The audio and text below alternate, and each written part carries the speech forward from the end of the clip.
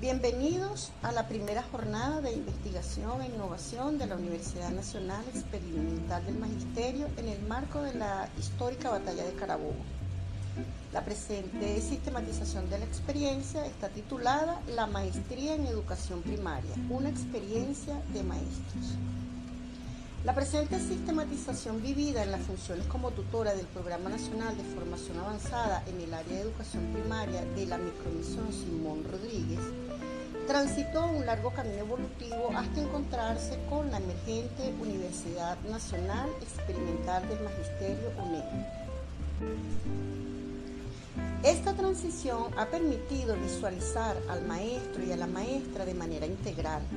en su formación desde la especialización hasta la maestría y da cuenta de la vinculación de su praxis pedagógica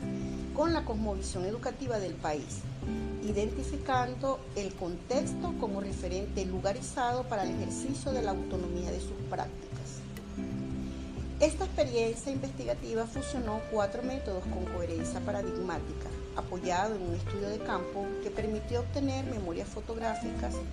visitas de acompañamiento a los planteles educativos de educación primaria, tutorías personalizadas y encuentros dialógicos en el marco del respeto entre maestros en diversas situaciones y espacios de construcción del conocimiento colectivo. El procedimiento metodológico involucró varias fases propuestas por Martínez en cuanto a lo que fue el diseño general de la investigación, la recolección de la información, la categorización, la estructuración y la teorización. Entre los hallazgos emergentes destacan la autobiografía, la procedencia del maestro y la maestra de la micromisión a la UNED, las formas emergentes de transformación en la escuela y la presentación de las experiencias vividas de los aspirantes al grado de maestría en educación primaria.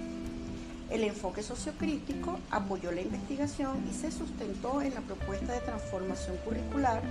la consulta por la calidad educativa, el Plan Patria y los aspectos legales en materia de educación. Iniciaré mi disertación haciendo alusión al maestro Simón Rodríguez cuando expresó hace unas décadas que durante mucho tiempo se pensó en nuestros países que para abrir una escuela primaria no se requería sino de una persona que supiera leer y escribir. Cuando mucho,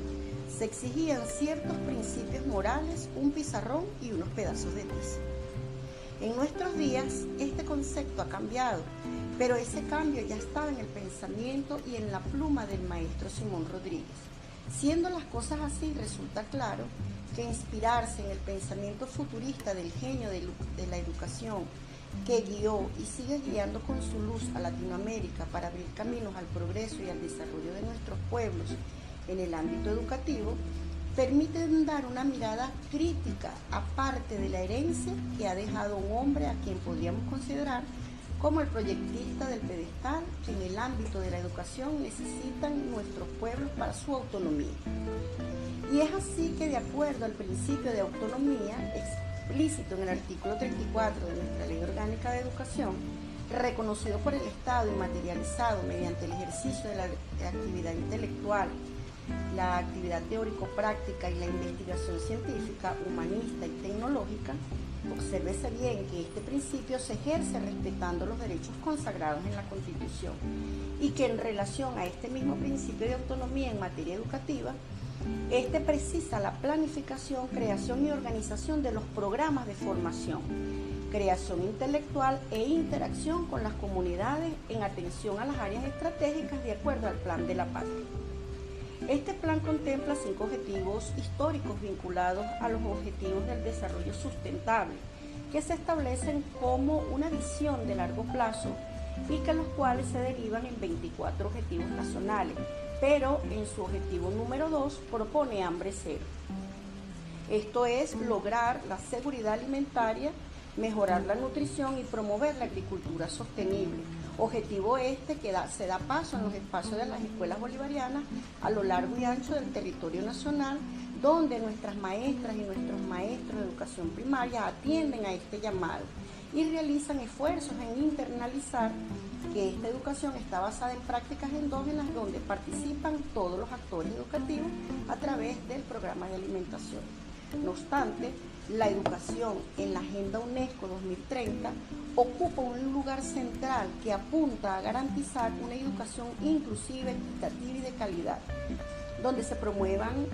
oportunidades de aprendizaje durante toda la vida, sobre todo prestando especial atención a los grupos más vulnerables de la población, incluyendo a las personas con discapacidades y a las poblaciones indígenas, donde se apuesta por un aprendizaje eficaz y por la adquisición de conocimientos, capacidades y competencias relevantes sin renunciar a la pertinencia del aprendizaje. Es así como este presente trabajo, inacabado porque se trata de sistematizar una experiencia sostenida en el tiempo, tuvo como propósito orientar la visión de la maestría en el área de educación primaria como una forma inclusiva en la educación venezolana de maestros y maestras que se encuentran en servicio y en formación a través de una educación regulada, tal cual como lo señala nuestra Carta Magna.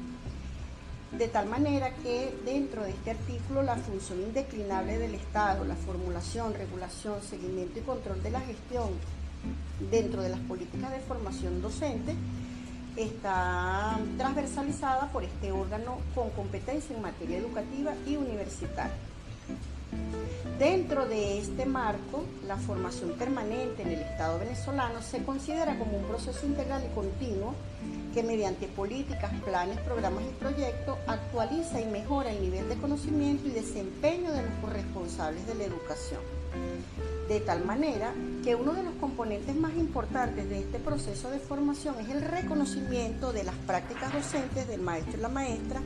en su contexto, acercando a estos a sus prácticas de manera reflexiva, autocrítica y crítica, con disposición al aprendizaje dentro de su propia experiencia, afrontando los problemas de manera participativa, protagónica y colectiva, además de contribuir con la realidad junto a todos los que hacen vida dentro de las escuelas. Algunas consideraciones que emergen en esta práctica, que voy a intentar hacer de manera sucinta, son algunas categorías. La número 1 es que el sueño de uno es el sueño de todos, mediante una nueva realidad. Aquí vemos cómo las viejas prácticas y con la mirada en las lógicas desgastadas de los procesos de enseñanza y aprendizaje en la escuela estancada, en modelos, enfoques y teoría, vamos transitando hacia la liberación del maestro y la maestra en servicio para aperturar en estos una visión transformadora de la educación primaria, que se convierte en la propuesta de formación avanzada del magisterio venezolano. Esta nueva realidad se convierte en una realidad cambiante, en un momento histórico para la educación venezolana que exige nuevas lógicas y de avanzadas prácticas docentes de la mano de nuevas organizaciones que emergen del quehacer mismo de la escuela, donde existen unas nuevas formas de hacer gestión escolar, donde la innovación dentro de los planteles es una prioridad. Como consecuencia de las prácticas desgastadas, sin duda, la educación ha venido sobreviviendo a décadas impregnada de escuelas enfermas, donde se enquistaban prácticas obsoletas y tradicionalistas. De ahí que con el reconocimiento de la praxis del maestro y la maestra venezolana, esta nueva civilización de maestro que transita desde la especialización hacia una maestría con una mirada ingenua, en su transitar, su mirada va siendo una mirada más crítica dentro de sus prácticas. Este maestro entonces tiene una visión problematizadora en sus contextos y reconoce esta verdad, que estas prácticas serán reconocidas por el sistema educativo. ¿Cuánto tiempo tardamos para que transcurrieran desde estas prácticas obsoletas hasta llegar a la consulta por la calidad educativa? De tal manera entonces que este es el principio de un momento histórico que vive esta nación, que se empeña en avanzar y seguir adelante con la formación de sus maestras y sus maestras, que serán la punta de lanza que marcará la diferencia en los venideros años en lo que a educación se refiere. Otra de las categorías emergentes es de la práctica a la praxis, escuela, familia y comunidad. Hace una década era impensable que los maestros venezolanos generaran conocimientos para la emancipación en contextos nuestroamericanos. Desde las prácticas docentes que se realizan en la escuela primaria con los niños, sus familias y las comunidades de aprendizaje, donde emergen las historias de vidas locales a través de los proyectos que surgen del diagnóstico o desde un diagnóstico con realidades particulares que se viven en el diario devenir de un plantel. De la formación y el acompañamiento. Escuchar a nuestros maestros y a nuestras maestras en las tutorías personalizadas y en las comunidades de aprendizaje se convirtió en todo un reto, puesto que al iniciar el proceso ya estos participantes desde la especialización habían avanzado en su proceso de investigación. Sin embargo, se esperaba que en el proceso de la sistematización de sus experiencias vividas en la escuela desde sus prácticas apuntaran a este reconocimiento, sobre todo en el campo problemático en la educación primaria. Sin embargo, en este trayecto se develaron elementos interesantes que valían la pena analizar. De ahí que las evidencias para la acción me llevaron como investigadora a socializar en los colectivos en formación mediante un ciclo de talleres que pretendían enriquecer esta sistematización que el maestro y la maestra venían avanzando desde lo teórico y lo práctico. Sin embargo, hubo que profundizar en los principios como metodología de la investigación-acción y fue a partir de estas puestas en escena que los maestros y las maestras iniciaron la visualización de lo que estaban investigando y vincularon sus prácticas con una aproximación más real a la experiencia vivida. De cara a esta nueva forma de ver las prácticas, emergió la posibilidad de que los maestros escribieran sus propias historias con sus aciertos y sus desaciertos,